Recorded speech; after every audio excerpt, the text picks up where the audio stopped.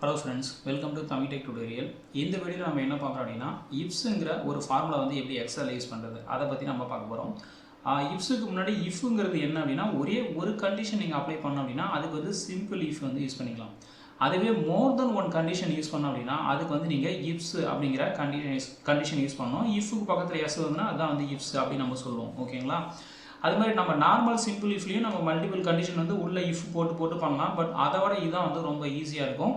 சரி, இப்போ இந்த ஃபங்க்ஷன் எப்படி யூஸ் பண்ணுறதுங்கிறத நான் உங்களுக்கு சொல்கிறேன். பொதுவாக வந்து நீங்கள் மல்டிபிள் கண்டிஷன் வந்து எக்ஸலுக்கு அப்ளை பண்ணோம் அப்படின்னா அதுக்கு வந்து இந்த கண்டிஷன் யூஸ் பண்ணிக்கலாம். இது வந்து எவ்வளோ நம்பர் ஆஃப் ஆர்குமெண்ட் இருக்கும் அப்படின்னு பார்த்தீங்கன்னா இது வந்து லிமிட்டே கிடையாது. ஏன்னா மல்டிபிள் கண்டிஷன்ஸ் வந்து நம்ம கொடுத்துட்டே ஆகணும். நம்மளுடைய கோல் மீட் ஆகிற வரைக்கும் நீங்கள் கண்டிஷன் கொடுத்துக்கலாம்.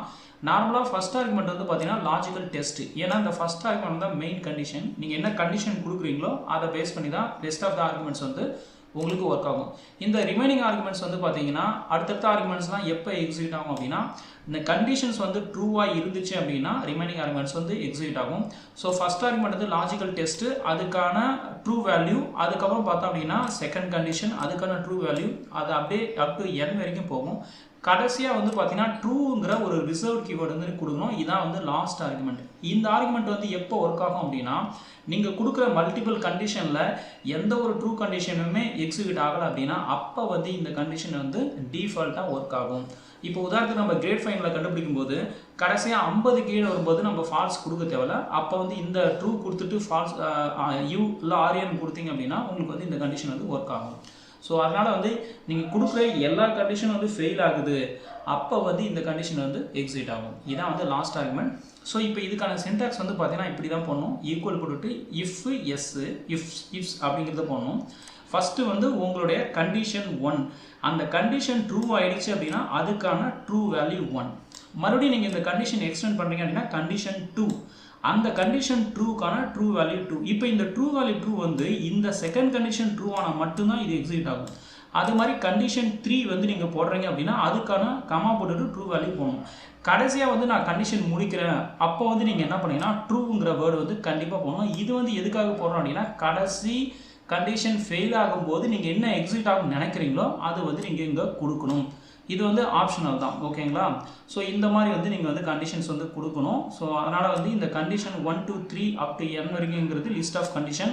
இந்த true value 1 2 3 up to n வரைக்குங்கிறது ட்ரூ ஸ்டேட்மெண்ட். நீங்கள் கொடுக்குற கண்டிஷன்ஸ் என்ன மீட் ஆகுதோ அது பண்ணும். தென் கடைசியாக வந்து ட்ரூங்கிறது ரிசர்வ் வேர்ட்.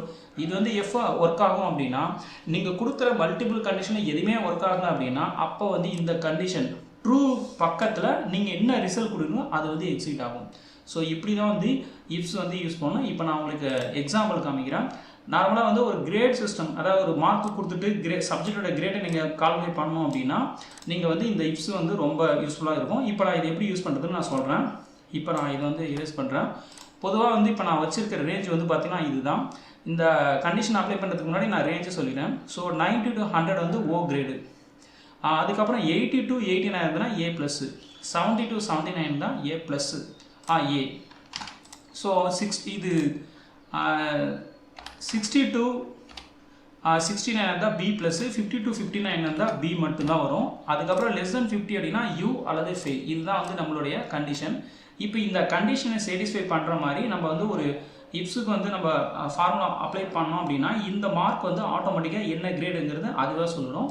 நான் சொன்ன மாதிரி ட்ரூங்கிறது ரிசல்ட் கீவேர்ட். அது கடைசியாக வந்து நீங்கள் எந்த கண்டிஷனும் ஃபெயில் அது ஒர்க் ஆகலை அப்படின்னா கடைசியாக எக்ஸிட் ஆகுது. ஓகேங்களா? ஸோ கடைசி ஸ்டேட்மெண்ட்டுக்கு இதை நம்ம அப்ளை பண்ணலாம்.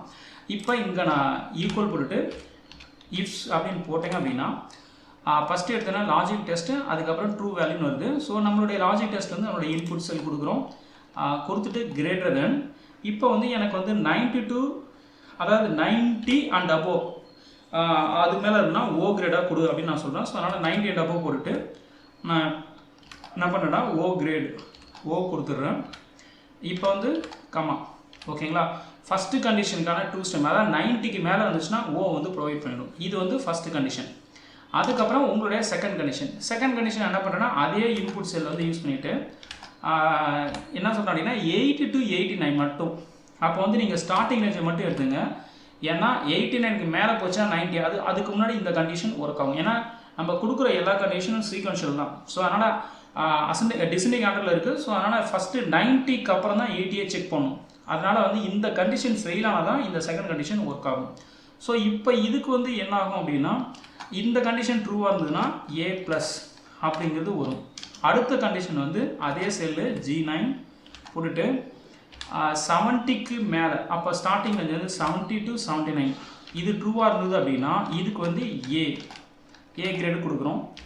கமா போட்டு இன்னும் நம்ம கண்டிஷன் முடியல. அடுத்த கண்டிஷன் வந்து 60 to 69 G9 போட்டுட்டு கிரேட்டர் தென் ஈக்குவல் போட்டுட்டு அதுக்கு ஸ்டார்டிங் ரேஞ்ச் வந்து 60. ஸோ 60க்கு மேலே இருந்தால் பி ப்ளஸ் கொடு அப்படின்னு நம்ம சொல்கிறோம். ஸோ கமா போட்டுட்டு பி ப்ளஸ் அப்படின்னு நம்ம போடுறோம். அதுக்கப்புறம் பார்த்தோன்னா இன்னொரு கண்டிஷன் இருக்குது.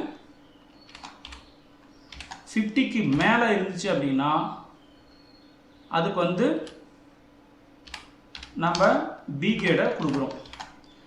இப்போ வந்து பார்த்தோம் அப்படின்னா கடைசியாக வந்து என்ன அப்படின்னா நம்ம வந்து லெஸ் தென் 15 கண்டிஷன் போட தேவையில்ல. இந்த எல்லா கண்டிஷனும் ஃபெயில் ஆயிடுச்சு அப்படின்னா நம்ம ஆரியோ கொடுக்கணும். இப்போ தான் வந்து நீங்கள் என்ன பண்ணால் ட்ரூங்கிற வேர்டு யூஸ் பண்ணணும். இந்த ட்ரூங்கிறது வந்து பார்த்தோம் அப்படின்னா லாஜிக்கல் டெஸ்ட்டில் ஒன்றுங்கிறது அர்த்தம். ஆனால் இங்கே ட்ரூங்கிறது அப்படி வராது. இந்த எல்லா கண்டிஷனும் ஃபெயில் ஆயிடுச்சு அப்படின்னா கடைசியாக இந்த கண்டிஷன் ஒர்க் ஆகும். ஸோ இப்போ நான் வந்து 50க்கு கீழே ஒரு நம்பர் கொடுத்தேன் அப்படின்னா கண்டிப்பாக இந்த ட்ரூ ஒர்க் ஆகும். இங்கே வந்து நான் ஃபெயில் அப்படின்னு நான் போட்டுடலாம், இல்லைனா ஆர்ஏ அப்படின்னு நான் போடுறேன். ஸோ இப்போ நான் ஃபெயில்னே கொடுத்துட்டு ஒரே ப்ராக்கெட் வந்து க்ளோஸ் பண்ணிங்கன்னா போதும். இப்போ வந்து உங்களுக்கு கிரேடு வந்துடும். இதை அப்படியே நீங்கள் ட்ராக் பண்ணிங்க அப்படின்னா உங்களுக்கு வந்து இந்த மாதிரி கிரேடு வந்துடும். இப்போ 90 அப்படின்னா இந்த ரேஞ்சு, ஸோ ஓ கிரேட் வந்திருக்கு. 88 அப்படின்னா இது வந்து ஏ ப்ளஸ் வந்திருக்கு. 44 அப்படின்னு பார்த்தீங்கன்னா லெஸ் தென் 50.